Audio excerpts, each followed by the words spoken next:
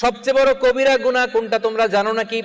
সাহাবারা বললেন, আপনি সব চাইতে ভালো জানেন ইয়া রাসূলুল্লাহ, আপনি বলেন। বিশ্বনবী বললেন, সব চাইতে বড় কবিরা গুনাহ আল্লাহর সাথে শিরক করা। হেলান দিয়ে। 2 নম্বরে উকুকুল ওয়ালিদাইন, মাতা পিতার অবাধ্য হওয়া। 3 নম্বরটা যখন বলবেন হেলান থেকে উঠলেন এভাবে, সিরিয়াস। 3টা কবিরা গুনাহ তোমাদের বলবো না, বলেন। 2টা বলছে হেলান দিয়ে, একটা হচ্ছে আল্লাহর সাথে শিরক করা, 2 নাম্বার হচ্ছে মাতা পিতার অবাধ্য হওয়া। 3 নাম্বারটা যখন বলবেন, ওয়াকানা মুত্তাকিয়ান, তিনি হেলান দেওয়া ছিলেন, ফাজালাসা, সিরিয়াস হয়ে বসলেন। এরপরে বললেন, আলা ওয়া কওলু যুর, আলা ওয়া শাহাদাতু যুর, সাবধান, মিথ্যা বলো না, মিথ্যা সাক্ষী দিও না, মিথ্যা সাক্ষী দিও না, মিথ্যা সাক্ষী দিও না। বিষ্ণুবী বলতেই লাগলেন, বলতেই লাগলেন, কতবার যে বলছেন তার কোনো হিসাব নাই। কোন সুবহানাল্লাহ।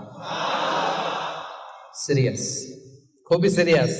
কারণ মিথ্যা সাক্ষী সমাজে বাতিলকে প্রতিষ্ঠিত করে, জালিমকে প্রতিষ্ঠিত করে।